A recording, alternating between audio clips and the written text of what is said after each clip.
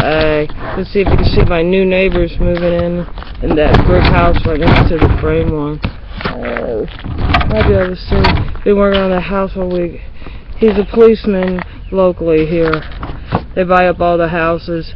The guy that lived in there, Larry Jones, he lost the house because of his drug and use, and after coming back, see, first he had a DUI, and then I guess he couldn't get money from his mom, so he beat her, went back to jail. When he came out of jail, he had ample time to pay on it, but he decided to party, anyway, so police buy up the houses over there.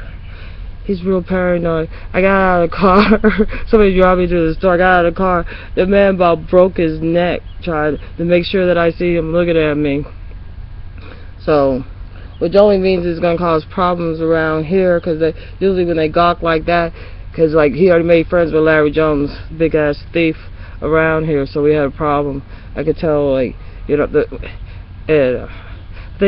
sort of really crazy paranoid. They really hate their own people, seems like. So I'm a black female. The first thing he told me was something about me being he said something about, I said hi. I guess he was talking to Larry Jones. The next thing I know, he's going to call me a fucking crack hoe.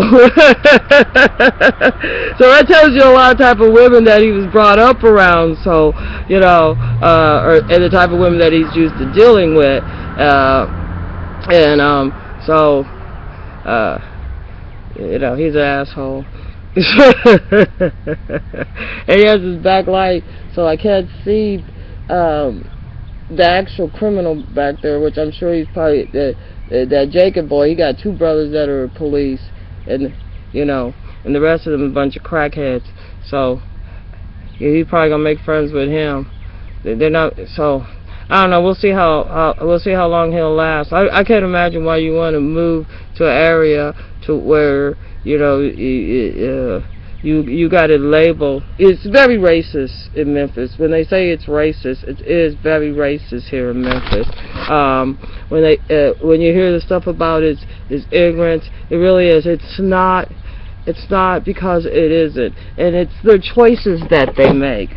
The choices that they make on how they want to raise their kids. The choices that they make they're very promiscuous. They're not political, because like the police here, I guess their health insurance, because of the Republicans and the GOP trying to block Obamacare, the first person that have been affected was the police and their retirement. But and with them being going into propaganda with the war on drugs, i.e. war on the citizens of America, which seems like if you want to believe in the Illuminati, the whole plan is to kill like a billion African Americans. So I'm not African American, get it straight, I'm a Negro. Ain't no shame in my people. 12 generations, 6 on one side before the white man, 12 on the other side. You know what I'm saying? Even the white in me is black, so by law in America, by the Constitution, you got 1% black, you're black. So anyway, I guess only on mom's side there's really about 12 generations.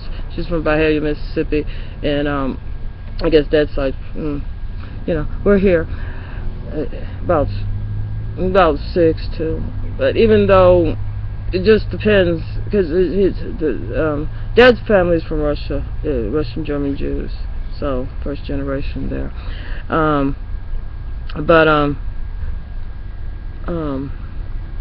Anyway, so get a new neighbor.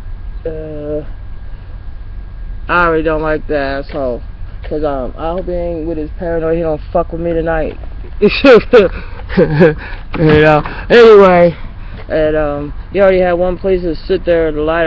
I want to see how long the food will sit there. They will sit there quite a long time. So, not like they're gonna come around when they actually need them, Because like, since he has the lights shining on the back bedroom that I guess my mom's gonna be staying in when she gets here.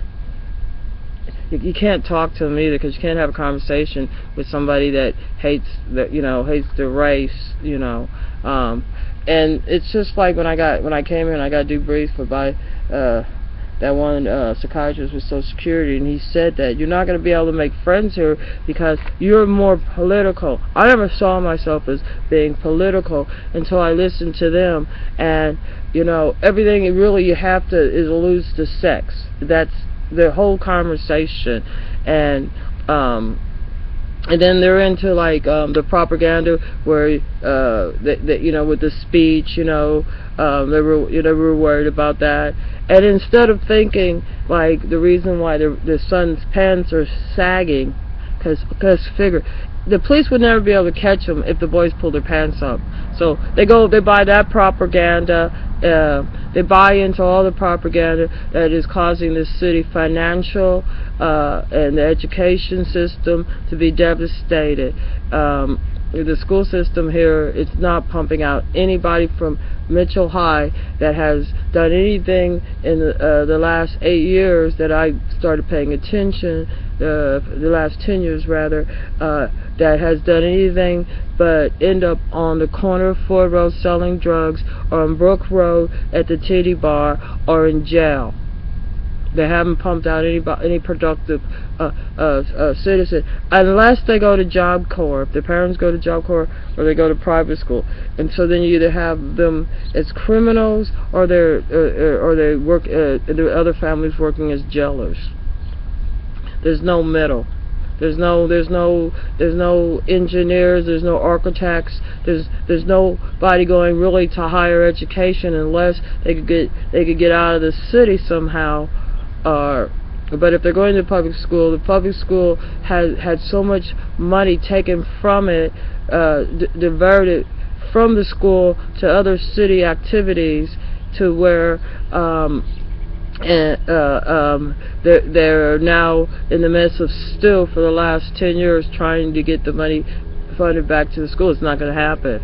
It's just not going to happen, because they give lip service to about how much they love kids, but their actions are to whoop their kids and to chastise their kids and do everything that I think causes their children not to grow mentally.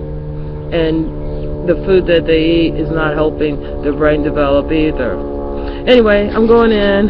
It's 50 degrees out. It's so nice. It was cloudy all day, and I think it was like when it was like 40 degrees, there was these white flakes. Everybody was calling it snow, but it doesn't snow. It's probably from our coal plant that we have back here.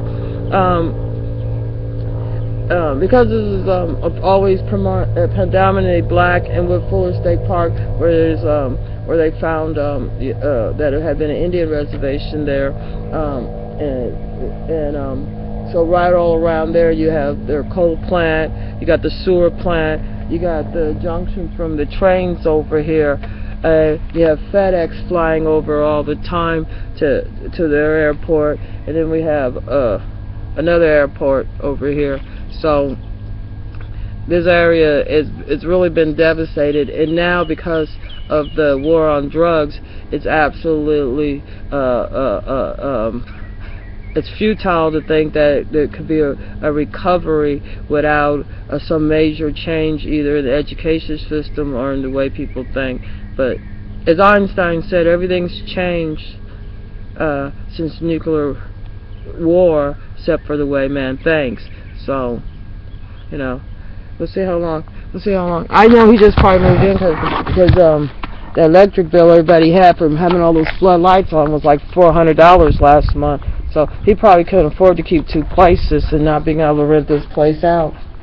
As long as he just don't say shit to me, I think we'll get along just fine and dandy. He doesn't, you know what I'm saying? It's a. Oh my God, what happened? Oh, my thing came out. I unplugged it. It's a matter of they don't have self-respect. So they show their self-respect by projecting it on other people. It's dark under here. All right. Let's see how that goes.